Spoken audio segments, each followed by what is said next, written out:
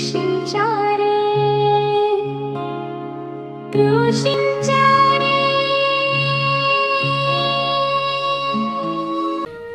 അതുകൊണ്ട് നീ വിരുന്നിന് ക്ഷണിക്കപ്പെടുമ്പോൾ അവസാനത്തെ സ്ഥാനത്തു പോയി ഇരിക്കുക. ആതിഥേയൻ വന്ന് നിന്നോട് സ്നേഹിത, മുമ്പോട്ട് കയറിയിരിക്കുക എന്ന് പറയും. അപ്പോൾ നിന്നോടുകൂടെ ഭക്ഷണത്തിനിരിക്കുന്ന സകലരുടെയും മുമ്പാകെ നിനക്ക് മഹത്വമുണ്ടാകും.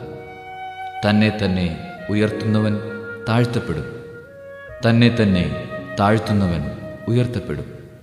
തന്നെ ക്ഷണിച്ചവനോടും അവൻ പറഞ്ഞു, നീ ഒരു സദ്യയോ അത്താഴവിരുന്നോ കൊടുക്കുമ്പോൾ നിന്റെ സ്നേഹിതരെയോ സഹോദരരെയോ ബന്ധുക്കളെയോ ധനികരായ അയൽക്കാരെയോ വിളിക്കരുത്.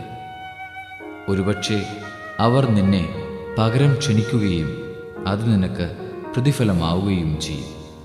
എന്നാൽ നീ സദ്യ നടത്തുമ്പോൾ ദരിദ്രർ, വികലാംഗർ, മുടന്തർ, കുരുടർ എന്നിവരെ ക്ഷണിക്കുക. അപ്പോൾ നീ ഭാഗ്യവാനായിരിക്കും. എന്തെന്നാൽ പകരം നൽകാൻ അവരുടെ പക്കൽ ഒന്നുമില്ല. നീതിമാന്മാരുടെ പുനരുത്ഥാനത്തിൽ നിനക്ക് പ്രതിഫലം ലഭിക്കും. ക്രൂശിച്ചാരേ, ക്രൂശിച്ചാരേ.